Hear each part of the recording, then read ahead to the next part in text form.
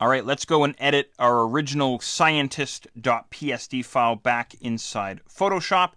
So I just flipped back to Photoshop here. You can make whatever changes you want. You could even do some pretty extreme changes. You could increase the canvas size and add in a text layer or add in some layer styles or, really whatever the heck you want. I think I'm going to do a couple of simple changes here.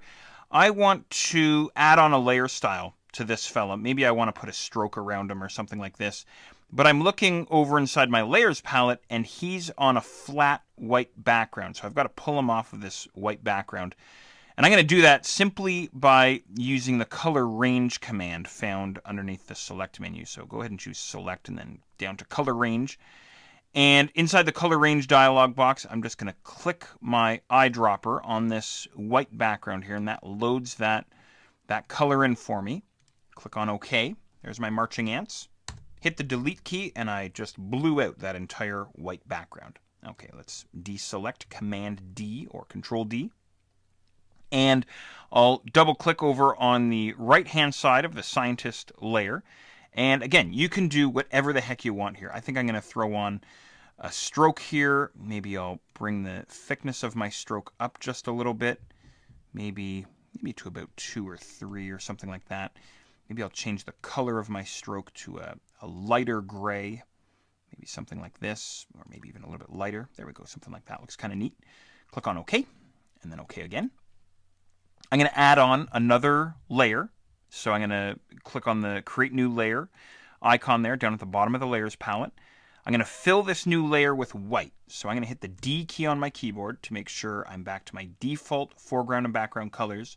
Hold down the Command key or Control on the Windows side and hit Delete to fill that layer with white or the background color. And then I'll just drag that guy below the Scientist layer there. We could keep going here. Maybe I'll do one more quick change here. I've got my Scientist layer now selected. I'm going to throw in a quick hue saturation adjustment layer. And maybe I'll make just some simple changes to the overall color inside my cartoon. Maybe I want to make his scientist jumpsuit more of a yellow or something like this, right? And maybe I'll pull down my colors just a little bit, pull down my saturation. There we go. Maybe something like that, right? So, I mean, you can keep going. You can make all kinds of wacky, weird changes, right? Whatever the heck you want to do here. Okay, that's great. Make your changes. When you're done making your changes, simply save the file, Command S or Control S, just like we did with Smart Objects between Illustrator and Photoshop, if you remember. Okay, I'm going to flip back over to Dreamweaver where we have the Scientist JPEG sitting there.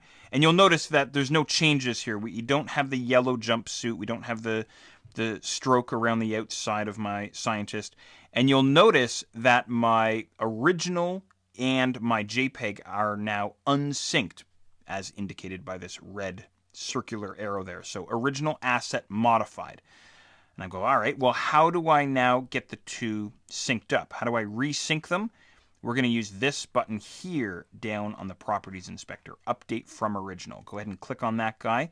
And essentially what happens is the JPEG gets replaced with the .psd, or in other words, the JPEG that Dreamweaver saved out gets updated from the PSD. Everything gets updated inside Dreamweaver, and we can now see our changes that you and I had made back in Photoshop, now inside our Dreamweaver layout.